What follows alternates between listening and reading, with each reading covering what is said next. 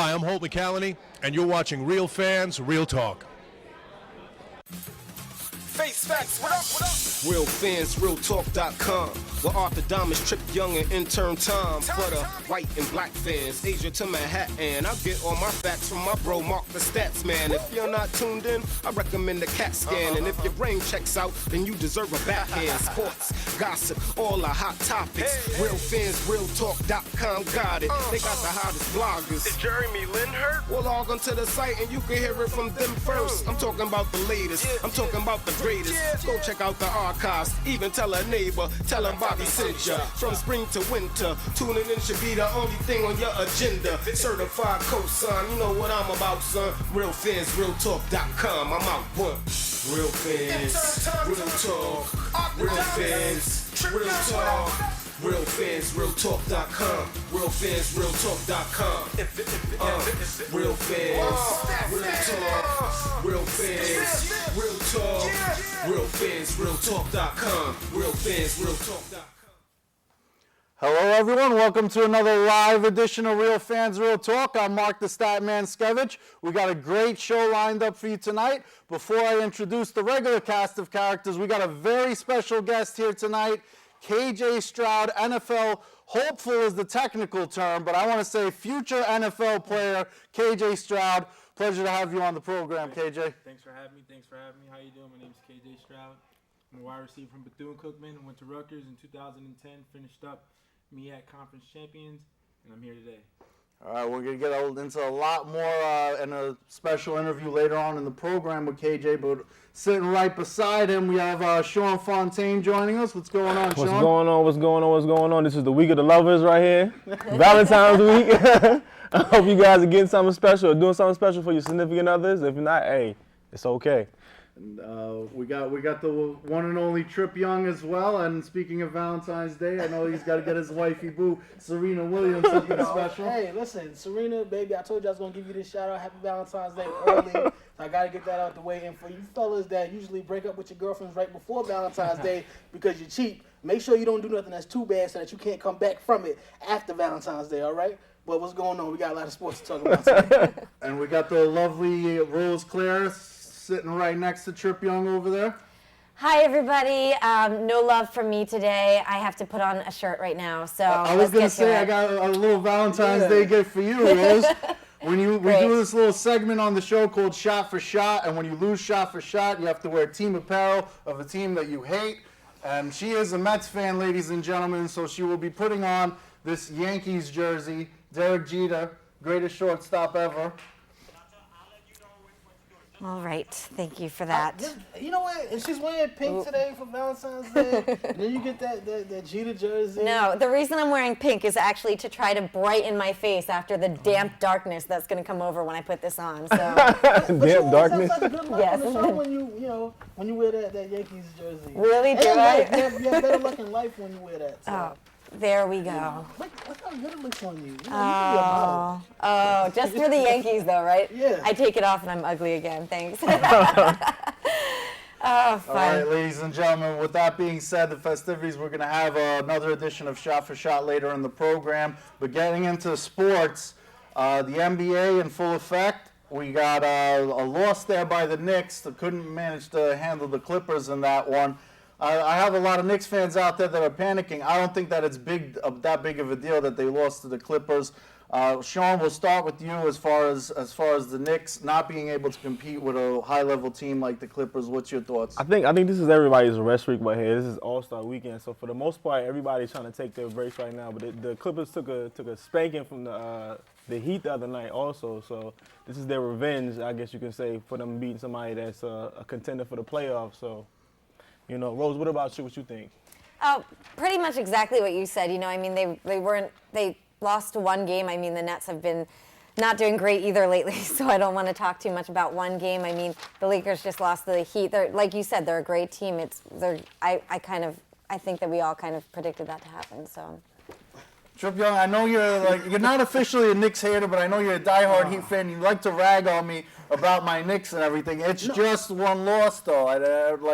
you have people with all these trade talks, get rid of Murray, do that. Like the Knicks fans, they're just so. I'm a diehard Knicks fan, but you Knicks fans, you gotta relax, okay? We're second place in the East. Right. A loss Right. to the Clippers is not the end of the world. It's not time to start trading people and dumping salaries. Amari's doing well. The Knicks are doing well. They beat the Heat. The Boston Celtics were able to beat the Heat. It's not just because the Clippers won one game. I know. Don't take the analogy the wrong way, Trippie. No, I'm not. But I'm just saying the D-Wade Heat wasn't loses to good healthy caliber teams at that time. But no, I'm not even.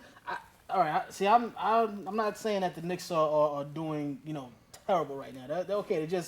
They got to work a couple of kinks out. Plus, they don't have Rasheed Wallace and Camby. Rasheed Wallace brings a different depth to that team, and just his heart and everything kind of changes the dynamic of the Knicks. I do think that the Knicks are going to finish the season in second place, and my whole breakdown of the the playoffs is going to be the Knicks are going to face the Nets in the second round, and then it's just going to be the Nets and Miami in the conference finals. But they did lose the other night. But it's like you said, Stat Man. It's only one game, so there's no need to really panic where the Knicks are concerned. They're still gonna finish in second place. They are the second best team in the Eastern Conference. All right, and the other New York team, the Brooklyn Nets, are trying to make some moves. Trip Young, you want to get into some of the details about what you think about their recent moves? Well, one move that they're trying to make, which I really would like to see them, is acquire Josh Smith from the Hawks. They're talking about trading Chris Humphries, who's coming off the bench right now, which wouldn't be a huge loss because they still have Reggie Evans, who's a rebounding machine, and Marshawn Brooks, who I like Marshawn Brooks. I see a lot of upside for him, but he's not getting the minutes right now. So if they trade him and get Josh Smith, I'll be okay. And then they're going to give up, a first-round pick. So we're waiting to see what happens with that. The other trade they were actually talking about was a straight-up trade for Chris Humphries and for Ben Gordon. Obviously, you got to go after Josh Smith first, if you can get him, and they need it right now. I'm actually more concerned with Darren Williams and his ankles. He's missing. He missed last night's game. He's gonna miss the second game. So I just got to make sure that he's healthy because they're gonna live and die off of his ankles. So if he can't get out on that court and do what he does, they could be in a world of trouble. And they're playing some great basketball right now. They beat a very good Pacers team without Darren Williams, which I was impressed. They gave up, that San Antonio game, when they were up by a lot. But it's the Spurs that's the best team, in the West Wizards, right now. but, And speaking of the Spurs, they just beat the Bulls, and they won 13 out of their last 14. But what's more impressive about them beating the Bulls is Popovich once again resting his stars. Duncan, Ginobili, and Parker did not play in that one, and they threw the Bulls quite a bit of a beatdown in that one too. It's a little impressive how Popovich does these things, Sean. How do you think? Say next Phil Jackson? No, I'm just playing. but it is amazing. Well, he's up there with him. You're right, but it's amazing how he sits these guys down in pivotal points of the year and they still get the job done or whatever. So it's come close like they did in the controversial Heat game where they were fined for benching them. But certain teams are good playing without their star player. As Rose mentioned with Rondo, they just lost their winning streak, but they did win 6 in a row. So she did get a shot-for-shot question right in the past as far as how the Celtics wouldn't completely collapse, and the rest of the Celtics team stepped up with Rondo. So definitely right about that one, Rose. Yeah, I also wanted to mention it was really interesting because they lost to one of the worst teams in basketball, or the worst, with the Bobcats. But the interesting thing about it was that they battled against Denver the night before that in a triple overtime match. And what happened was I think they just were fatigued. And they wouldn't use that as an excuse, which I really respected. But when I looked back, the Clippers' 17-game winning streak way back in the day of January, how far along that was, Denver was the one that snapped that win streak. They also snapped the OKC Thunder win streak, 6-game win streak in January. And so Denver tried to snap that win streak as well, but then they didn't. But then they lost to the worst team in basketball the next day. So I found that really interesting. So it's not a complete collapse for several teams. Just one game. Myself and Trip Young went over to Boston, and we were bad luck for Boston during the week that we were there. The AFC Championship game just finished. The Patriots just lost. I was there in my Knicks jersey. alongside Trip Young wearing his Brooklyn Nets hat over there. They were playing the Knicks, lost to the Knicks. They went on a losing streak, and then they lost Rondo to boot. And then we leave Boston, and the next thing you know, they're back over with the winning streak. We need to go back. I got a phone call saying that they wanted us back because the last time we were there, we were wreaking havoc on everything in Beantown. We were all over the state actually. So we need to go back and kind of shake things up a bit. You had your first MMA match while we were there. I'm not going to tell you guys the outcome. You're going to have to watch the video. Statman held his own, for a little while. But I'm not going to get into too much of it. But we definitely got to get back because that 6-game winning streak kind of upset me a little bit because I was expecting them to do worse than what they did. But they did lose, to the worst team in the league. Yeah, I mean, everybody's rested right now, of course. I mean, it's cool for you at that 6-game winning streak right now, but Charlotte is still trying to win games right now, so All-Star Week means nothing to them. So. Exactly, but we'll have that Boston episode on the RealFansRealTalk.com website soon. And also on our Facebook page, facebook.com/RealFansRealTalk. If you want to like us on there, we'll be posting that as well.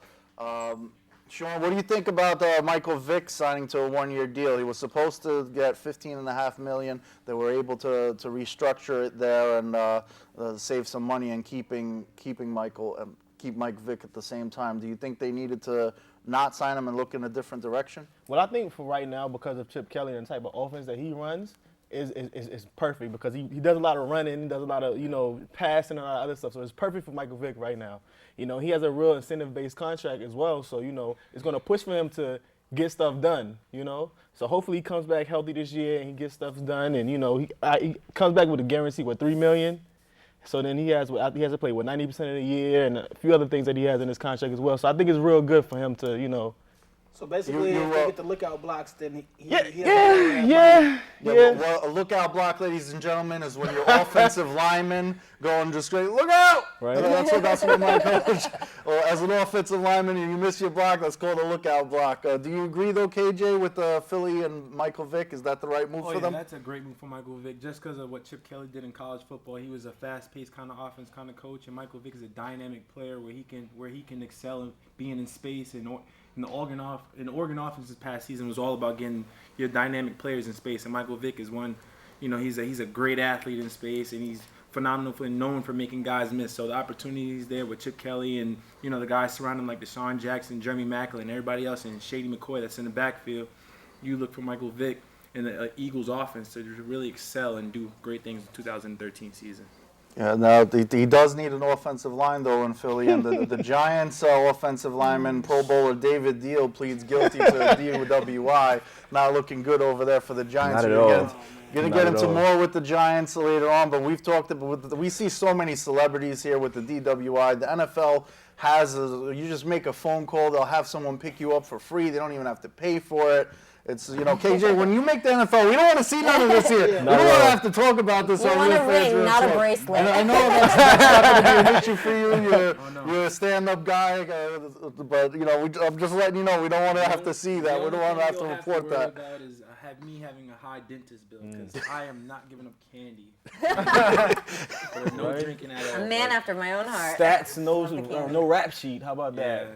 Right? Yeah, stay out of trouble, man. Clean nose, clean face. Because you're not just a role model for your neighborhood, you're a role model for kids and everything. So everyone looks up to you. You have to always realize someone's always watching. Yeah, never have you on tape. Exactly. And we're going to get into Shot for Shot in a little while. But first, this is Black History Month, and we do play different athletes throughout the course of the month. This week, we got a little special on Muhammad Ali, if you want to take over and say something about him, Trip Young? I mean, you can't even say enough about Muhammad Ali. That's the greatest of all time. Float like a butterfly, sting like a bee. Do not confuse him with Cassius Clay because he does not go by Cassius Clay. And more importantly, the man is a Ravens fan. And see, I knew you had something to say. What do you want to say? What do you get things for? That's your favorite team, because I gotta say this because there were actually rumors, about his health a couple of days ago. So his daughter she spoke to the Associated Press and told them they were not true, and she actually tweeted out a picture of him wearing a Ravens t-shirt, cheering for the Ravens at the Super Bowl. So yes, Muhammad Ali is a Ravens fan. And he's also the greatest to step into that ring, and it's only right that we honor Muhammad Ali with some video footage, some highlights of that man in the ring. Some punches you're not gonna see, like the famous punch that actually didn't happen, but it did happen. So just watch closely, and Now, we're gonna show you connected that. to Serena Williams at all? Because then I'd really be questioning. No, listen. We're gonna keep those two seconds. He's one of the stars there at the secret wedding that they had. Yeah. But yeah, Statman, you know. Yeah, no, I was the best man there. Yeah, exactly. So yeah. Without further ado, ladies and gentlemen, if you could play that Muhammad Ali video for us. That's right. Roll that beautiful. In just 1 second.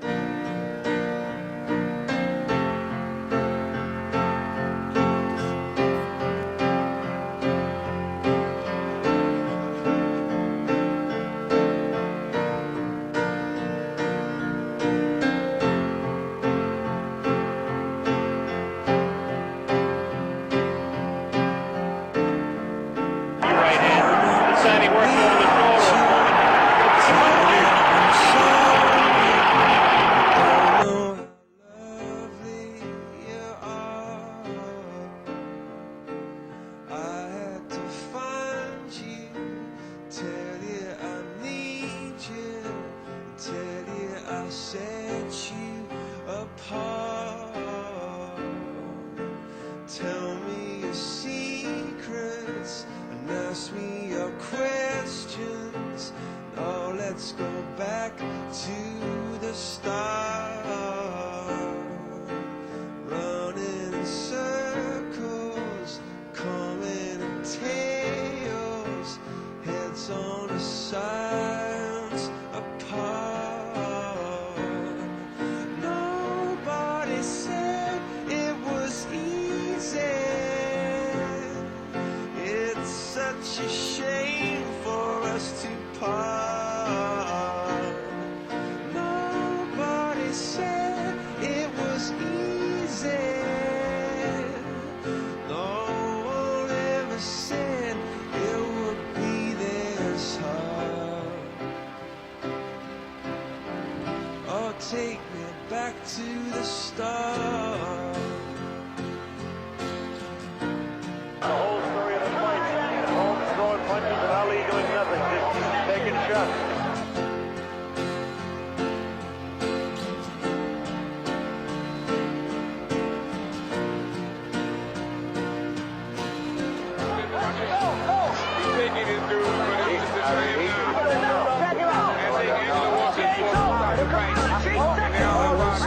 Guessing at numbers and figures, pulling the puzzles apart.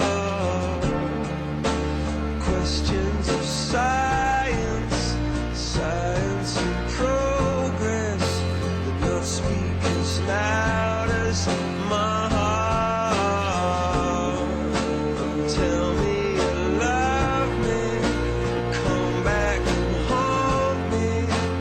Oh, when I rush to the start, running in circles, chasing tails, coming back as we are. Ali, Ali, Boombaye, Ali, Boombaye. Ladies and gentlemen, we are back live on BronxNet Television. Real Fans, Real Talk. I'm Mark the Statman Skevich alongside Trip Young, Rose Claire, Sean Fontaine, and KJ Straud, future NFL player.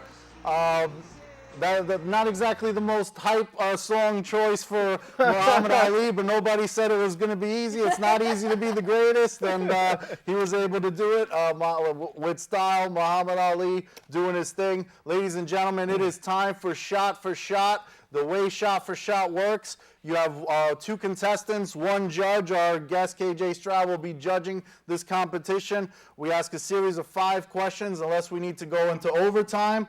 whoever you agree with, KJ Straud, gets the point. If they both agree, no points are awarded. We're not one of those shows that gives 7 points for one sentence. Doesn't work that way. We don't minus 3 points for a sneeze. Nothing like that. Rose, you get to take off the Yankee jersey a little early. I think we should keep it on until after Already shot for said shot, it. Sorry. Because When you lose shot for shot, you have to wear team apparel of a team that you Been on a hate. roll, baby. Rose is a Mets fan. She's hating the Yankees right there. I think that's a little too disrespectful to throw the greatest franchise in sports history's jersey on the floor like that. And that's But all why right, with that being said, KJ, could you start us off with the first question, please? Should Indiana still be ranked number 1 after losing an unranked to Illinois? no. Challenger first. No, they definitely shouldn't be ranked number 1. Duke has the better record, and they should be in first place right now. Well, I think Indiana's had way more convincing wins this year, and I feel like throughout the duration of the year they're definitely going to improve more and more. But as of right now, them being ranked number 1, I would say yeah. That they should. You both Yeah, they should agree. be ranked number 1 still. All the other number 1 teams, once they lose to And someone they lose, unranked, they usually drop. Well, I don't know why Indiana's so special. I mean, like you said, they had more convincing victories and tougher competition, but still, so no point awarded on No, that I said one. they shouldn't be. I said Duke should Yeah. be ranked number 1. Yeah. Yeah, and he said he agreed with you. No, I said No, they he should be said ranked they number should 1. Oh, okay. All right. Gotta go to the judges. Come on, stat me, And slippers. Duke lost to Miami and NC State, which are both. Well, NC Miami's State was number 3. ranked at the Right, time. exactly. All right, so he says Indiana. it should be Tripion says Duke should be number 1. What do you think? Just like just like Dickie Val says, upset city, baby. So I don't think Indiana should be ranked number 1. So I'm going on with Duke right here. Blue Devils, baby. Love Duke. I thought you Tar both Heels, agreed. man. I should have put my 2 cents in there a little early. But next question, please, KJ. Will LeBron James streak of 30-plus points last past their meeting with OKC on Thursday? You know what I mean? Almost definitely. I think he has to score 30 points or better for them to win. OKC is definitely a contender for the finals. Year after year after year, they're getting better with time. So I'm going to say, yeah, most definitely.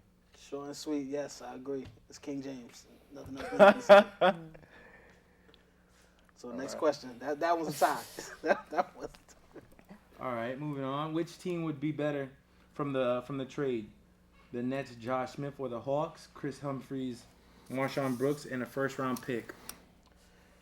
I'm gonna go with the Nets. I think they come out better getting Josh Smith for the simple fact that one, they're a better team than the Hawks right now, and Josh Smith will shore up all of their defensive needs, and he's also a good rebounder too, and he can put up 20 points a game as well. He can block shots, he can steal. You're getting two role players. I know that the first round draft pick kind of spices things up a little bit, but since the Nets are doing so well this year, that draft pick is not even going to be worth as much, as if we were talking about the Nets a couple of years ago, or last year, even actually when they weren't making the playoffs. I'm about to agree with you on that one, but I mean, right now, Brooklyn and Atlanta, they're back to back in the standings in the Eastern Conference right now. But I mean, Marshawn Brooks really doesn't play that much as of right now. Brook Lopez is not Brook Lopez, excuse me. Chris Humphries is a good rebounder, but you have Josh Smith somewhere around 8 rebounds and 15 points a game. So I think definitely the Nets are gonna come off better in this whole deal. Smith is one of the best power forwards in the game there, so it's definitely would be a good trade for the Nets there. So Man, you guys are battling it out. Great minds Put the teeth away, really. Great minds think alike, ladies and gentlemen, and we are live here once again, Real Fans, Real Talk. For more information on our TV show, radio show, all our archived episodes, visit realfansrealtalk.com. Like us on Facebook, facebook.com/realfansrealtalk. We post some of our previous radio and TV episodes, as well as the little preview of the highlight video that myself and Trip Young were talking about earlier with our trip to Boston. I will also be posting my first MMA fight later tonight for your viewing pleasure, so make sure you like us on Facebook and check that one out. It's definitely something you'll enjoy.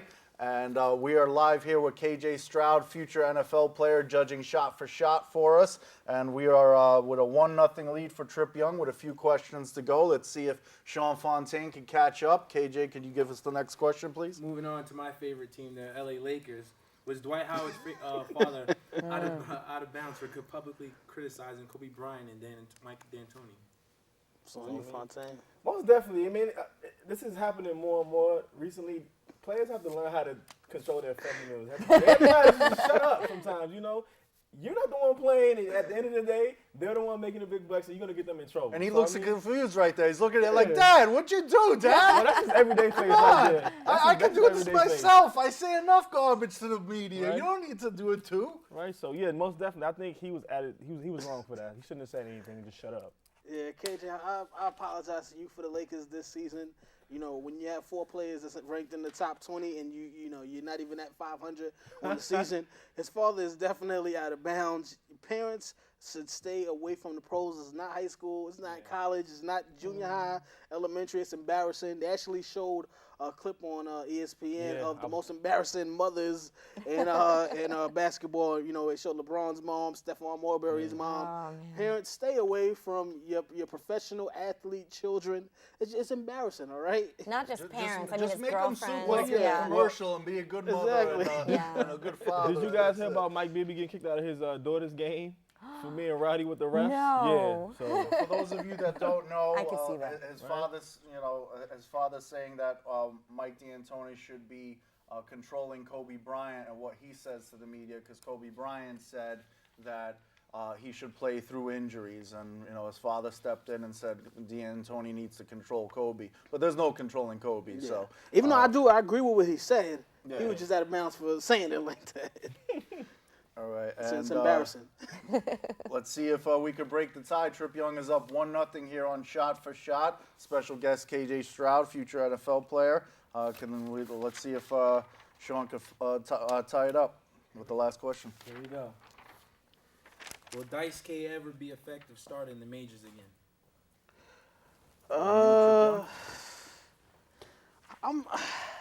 It's kind of rough because it's baseball. And I know those careers are they can last the longest, but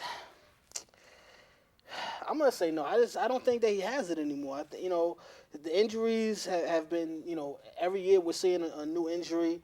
I know he's in the minors, but that's the minors. You trying to come back to the pros and be an effective starter. He might be able to come in and get a start, but to be effective, I don't think so. I think his career is done. I think I'm about to agree with Trip on this one. He might have beat me this week, but yeah, definitely. When he's healthy, he's putting up great numbers right now. But by him being a pitcher and him having elbow that's injured, you just don't know.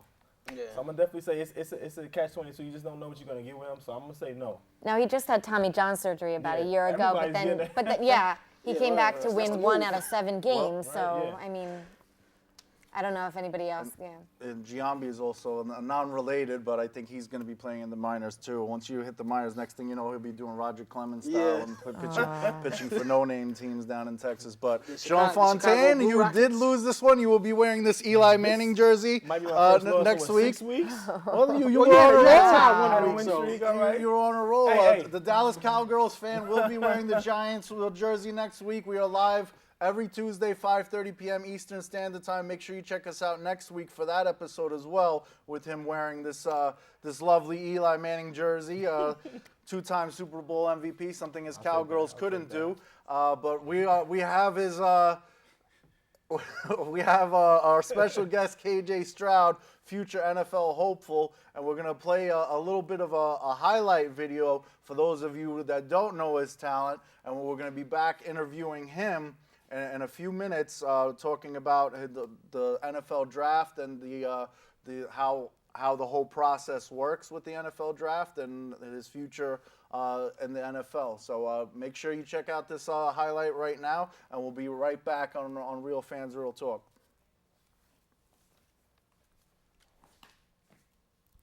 That's right. Next up, we got that video coming for y'all. It's gonna be KJ Straud's highlight.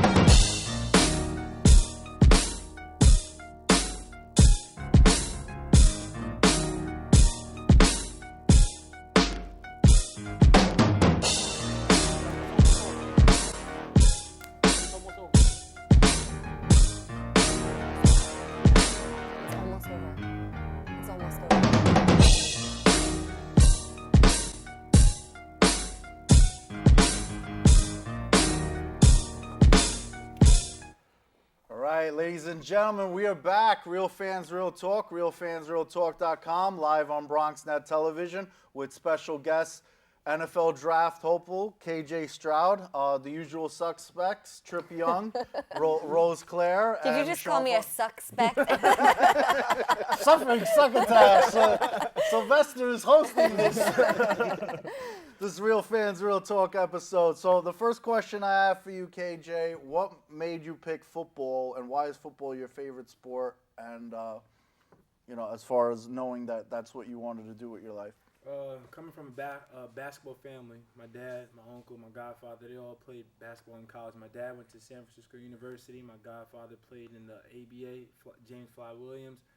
And then my uncle, Lloyd Daniels, also played in the NBA. He played for the Lakers, the Spurs, the Nets. So I'm coming from a background of, guys that had experience in the NBA and also playing in college. So to make a name for myself, I then went on and played football. I was the first family member in my family to play football. So it was just, branching off being my own person, finding my own identity. Now, can you play basketball? I'm very athletic. So my athletic skills from being a football player take over as far as me being an outstanding jumper, leaper.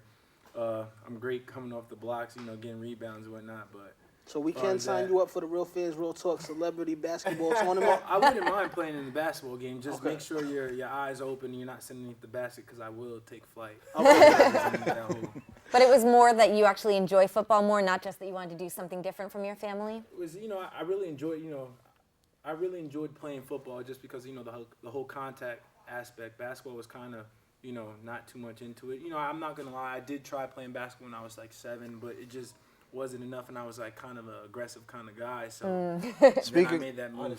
Speaking of aggressiveness and everything, what do you think of the wide receiver rule?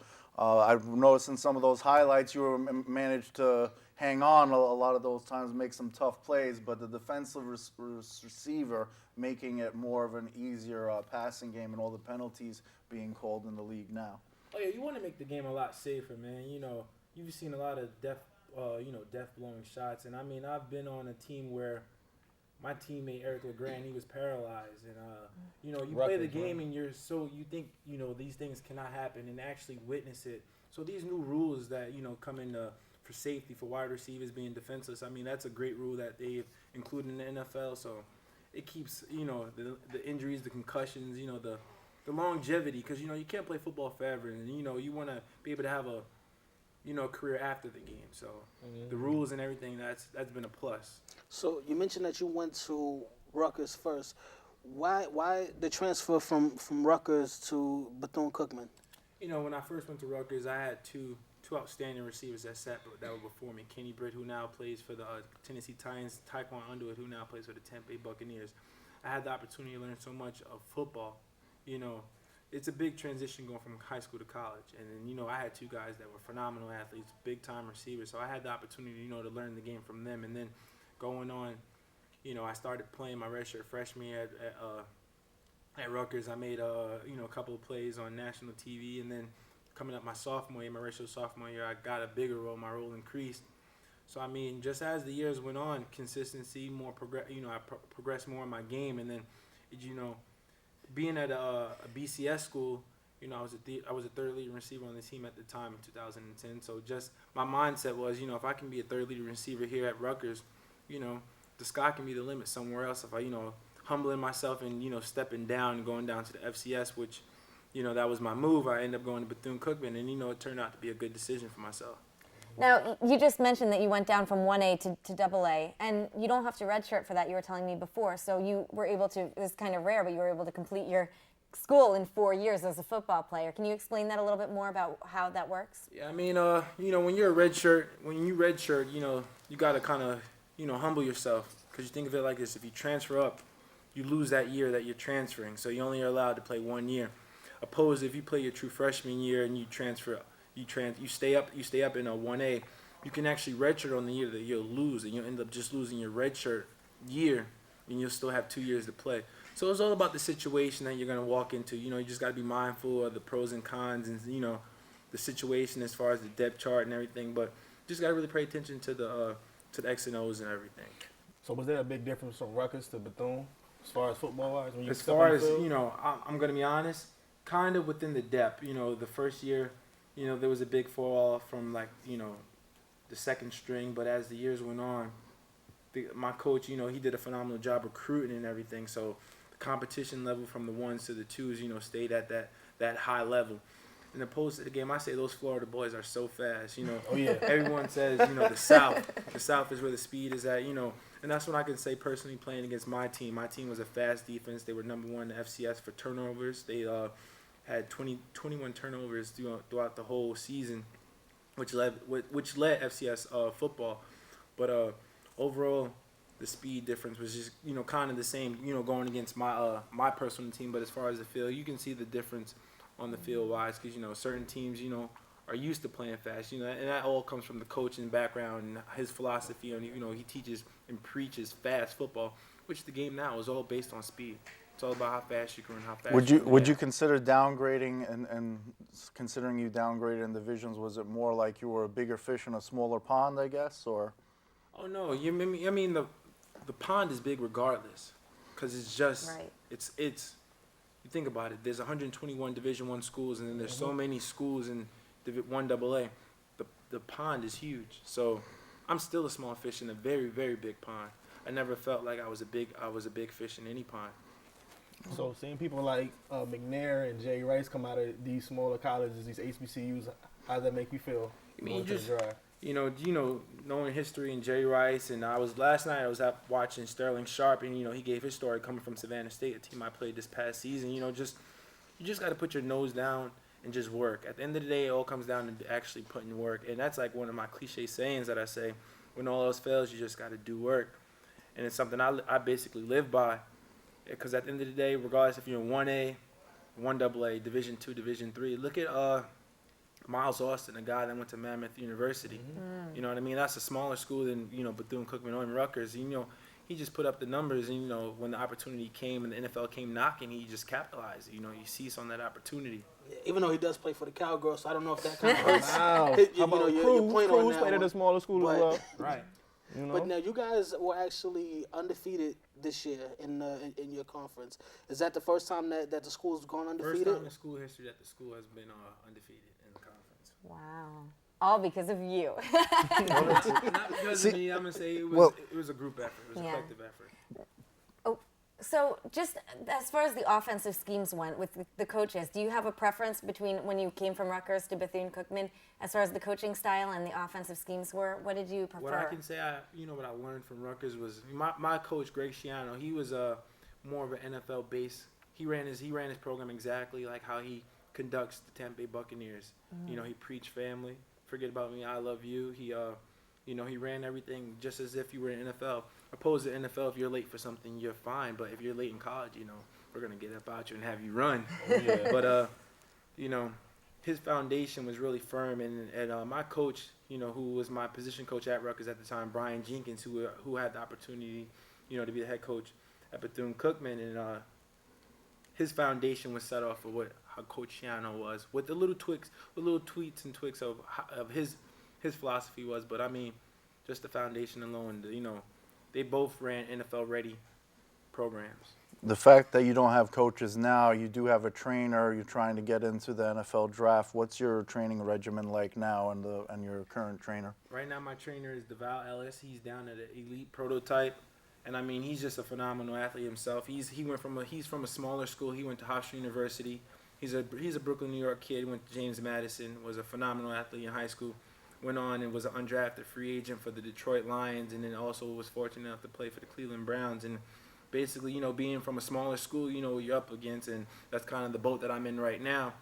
And you know, the difference between me and him, he was, you know, a smaller receiver, and I'm more of a bigger guy. So that holds its own value to the NFL scouts. But he's been a phenomenal help as far as helping me through the process. You know, helped me knock down my 40 some. You know, working on my bench press, trying to be more explosive within my vertical leap, my broad jump. Just, you know, critiquing my game, trying to master it. And you know, I'm blessed enough, and I'm fortunate that he played the same position I did in college, and that was wide receiver. And he's played at the highest level, so he knows the little tricks of the trade of what wide receivers, coaches look at that next level and what they're looking for, and how can I get better, become a better route runner, learning just different things and adding things to my game.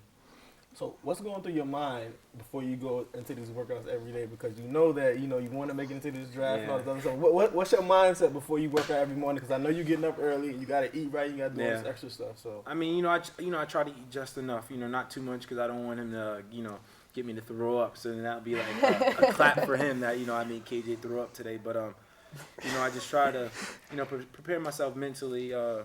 That night before, stretch and take care of my body. Like tomorrow I'm blessed I have a day off, so I'm going to, try to get in the cold tub, get down at one-on-one rehab spot with Mike Wright and, try to get extra treatment and trying to treat my body as best as I can because my body is my investment.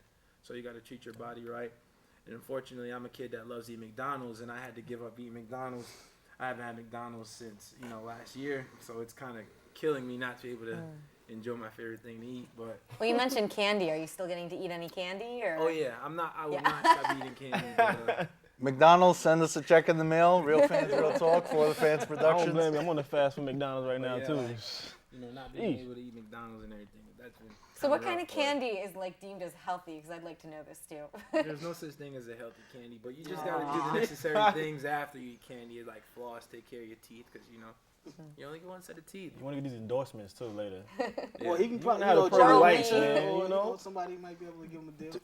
Jolly Rancher, send us a check in the mail. For the Fans Productions, RealFansRealTalk.com. Breast whitening, Oral B. Do you have any superstitions before games? I know that a lot of players, a lot of fans are even superstitious as you see, with different regimens and everything like that. Do you have any type of superstitions that you have? I don't really have a superstition, but I just try to repeat the same pattern. Try to repeat the same pattern as how much I'm gonna eat, how much I'm gonna digest into my playbook before I play the game. And then like one of the main things I started doing this past season. I kind of look back on my situation the night before and where I was at years ago. When I entered college and where I'm at now. And this past season, I just, it was kind of a recap. And every opportunity I got to get on the field, I just took it as a blessing. Because, I told you I was able to witness my teammate, Eric LeGrand, walk off the field. He wasn't able to walk off the field. He was carted off and then, couldn't give the thumbs up to the crowd. That was just a humbling experience. So I'd never take any opportunity. I get to put on a helmet, put on a uniform. I never take it ever for granted. Speaking of that, not everybody makes it to the NFL. So I know you completed college. What was your major? I majored in criminal justice. Okay. So is that something either that you'll be looking to go into after your career is over in football? Oh, without a doubt.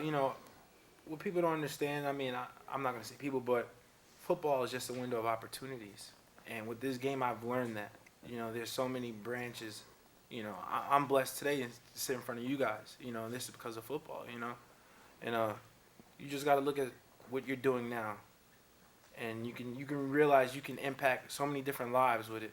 And it's a way to network. It brings forth different opportunities. And right now, if let's say God forbid, something happened to me and I wasn't able to play football, I would love to work as a juvenile officer or be a cop because juvenile perfectly because my dad was once one, and I realized that not every kid that he brought home on the holidays wasn't a bad kid. They just made a couple of bad decisions, and when you really got that, that father figure, that mother, that father figure and that mother in your life, to really discipline you, set the foundation. And that's probably what those kids didn't have. So I mean, if I can be that for a kid, that would be a phenomenal thing. That's like a blessing. To have that father figure or someone that set that structure for you. Now, what was your favorite team growing up? Just to switch back to football a little bit. I didn't have a favorite team growing up, but my dad watched a lot of the 49ers when I was growing up, so I'm familiar with, that era. But my favorite player growing up was Randy Moss. Oh. That was the I'll first. play when I want to play. So wherever he was, all right. Especially that, Wherever that he first was. season probably. Yeah, What do you think about his recent comments in the media and the Super Bowl and all of that? Randy has to take a step back, have a slice of humble pie, and realize the GOAT, the greatest of all time, will be Jerry Rice. No ifs, ands, or buts. Well, all right. Let me ask you this: if Randy Moss has a Joe Montana or a Steve Young as his quarterback throughout the majority of his career, does he have better numbers than Jerry Rice? Oh, without a doubt. Just because of their game. Jerry Rice was more of a possession guy through the middle, but, he was also had flashes of being guys deep, but Randy Moss, his rookie year had, I think, 17 or 18 touchdowns.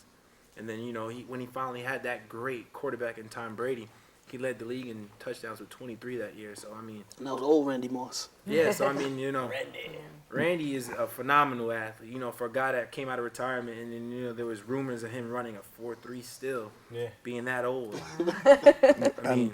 That's a scary butt woman to run from. Yeah. And what do you think of Calvin Johnson if he breaks all of Jerry Rice's records and stays healthy? Because it looks like he's on track to break a lot of records. Like, how would you rank him compared to Jerry Rice? Because, like I said earlier, it is a different league with the different wide receiver rules, like I was mentioning before. Calvin Johnson's a freak, man. He's a phenomenal athlete. He's one of those guys that that's scary. He's 6'5", he's 240, and he runs like he's someone that's 5'10". You know what I mean? He has a fast turnover, so he's probably gonna pass if he's fortunate enough, to play that long. Because Jerry Rice played 20 plus years in the NFL, so he was fortunate to have a long career. So if Calvin stays healthy and continues at the same pace, but also let's be mindful of him being double covered down in the red zone by every team, so they're also knocking down his touchdowns. Now, I got to ask you, this is actually a basketball related question because you are from Brooklyn, like myself, like Statman. Did you automatically become a Nets fan when they moved to Brooklyn? Oh no, I was raised by a Lakers fan base. Okay, so you don't like the Nets at all? I'm sorry to hear that. Okay, all right, yeah. Well, it's okay. It's okay. It's unfortunate, but it's okay. The LA Fakers that won't be making the playoffs.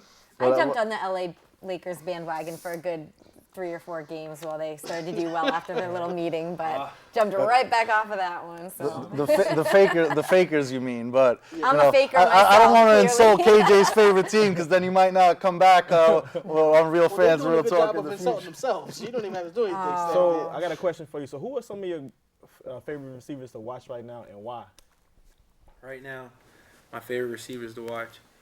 I played with so many great guys in college that have gone on and played in the professional leagues. Kenny Britt, Mohamed Sanu, Taekwon Underwood. These are all guys that I played with personally and had to watch firsthand on how it is, making that transition from college to NFL. So, I mean, watching those guys that I played with, that's guys I usually watch. But if I can say a professional athlete that I love to watch that I didn't know, would have to be Brandon Marshall.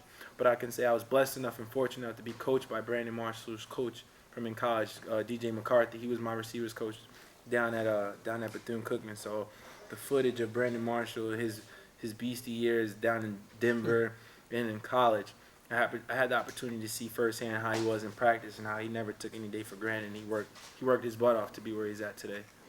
So did playing with his coach help mold you to be kind of that type of player as well? Do you think you'll get compared to him one day? Brandon Marshall's a lot bigger than me, but if I can compare somebody's game to mine, I would have to say Marcus Colston. Okay. And by that, I'm blessed enough to actually be training with a former teammate of his, DeVal Ellis. They played down in Hofstra together, Marcus Colston. So I mean, and that's Marcus Colston's best friend, my trainer, DeVal Ellis. But I'm not gonna say DJ McCarthy molded my game completely. He evolved my game into from where it was from when I had PJ Fleck, who was also my receiver coach, and Brian Jenkins, who's the head coach down at Bethune-Cookman, who's also my position coach. Different tweaks that I've learned, different tools that I learned from each receiver coach that I had over the years. I've just, take the positives that I was able to put into my game, and then, coming into my senior year when I had DJ McCarthy as my head coach, he took from what I learned and also what he had installed in Brandon Marshall and all the other guys that he coached down at LSU, Brandon LaFell, Trent Holiday. He just mixed it all in, told me in areas where I could improve, and that's what I did. Can you tell the fans out there how this draft process works exactly, those that aren't familiar? Because it's right now you're not expected to be in the draft and you were working your way up to the combine. Can you explain that process? I mean, first things first, you have to first find an agent. You want to find that guy that, that's willing to work for you. That's one of the main things you look for. You look for a strong agent, someone who's willing to work and put in the hours necessary for you to, to fulfill your dream. But you also have to be mindful, no agent can get you drafted. That all comes from you, your film, and your physical ability. You have to work on, You have to work on your fine tools of running, how you jumping. There's certain intangibles that the NFL scouts are gonna look for, and mainly nowadays everyone's really basing this game off of speed. How fast can you run? So that's really one thing you really want to focus on. Being fast. Then you also want to make that transition into the weight room, being how strong, and that's when they go on and test your bench press, and then you want to see how explosive you are and how you can stick a landing and being explosive, and that goes into the broad jump and the vertical leap. There's so many different intangibles that they want to see you excel in just to see if you're worth that opportunity. And then when the draft comes around in April, you look to have a bunch of workouts within the beginning of April individually. If you take care of business down at your pro day in front of all the scouts, and then if you take care of business down at pro day, you get the individual workouts at the beginning of April, and then you'll make the transition, and then you'll realize you kind of have a clue, especially if you're like a top guy, you kind of have a clue on where you're gonna go. But then also after the rounds pass, if you're a guy that's not gonna go drafted, you then have to look at the situation. That's when your agent makes the calls, and once you've put the numbers out there, they've seen the film, then that's when you have to look for the best situation where there's, you got to be mindful of the numbers game. Who are guys they're going to play, who has to play, because of the contract deals, because, at the end of the day, it's all a business, and it's all that matters who the fans would like to see. And then once you get that opportunity, to be put on an NFL field, you just have to capitalize on it. Do you have dates set for your combine and Yeah, as of right now, I'm waiting for my combine date for Bethune-Cookman, but I have a regional combine coming up March 2nd down at the Giants and Jets facility, and I also have Rutgers Pro Day March 13th. Now, can you explain a little bit more how that works? How you get invited to the combine? Don't you have something to do with The your scouting first? combine, yeah, that's usually an invite only, but the regional combine is where you can be, presented in front of the NFL scouts. And if you do well, they invite you to this thing called the Super Regional Combine. This year that's going to be held in Dallas. So if I take care of business and and every other prospect, whose dream is, to be at the next level, you take care of business and you move on to Dallas, to put on that bigger show. And it's kind of similar to what they do down in Indy from what I heard. Really? Yeah. Wow. So how fast do you run? Can you share some of your numbers with us? I don't mind at all. I ran a 4.5 40. My vertical jump, I haven't been tested in a while, but the last time I did get tested going into my junior, I jumped at 39.